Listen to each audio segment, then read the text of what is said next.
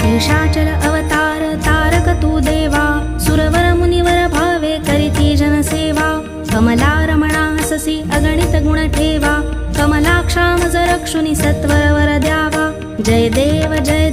जय व्यंकटेशा केवळ करुणा सिंधू पुरविसी आशा जय देव जय देव जय देव जय देव जय व्यंकटेशा केवळ करुणा सिंधू पुरविसी आशा जय देव जय देव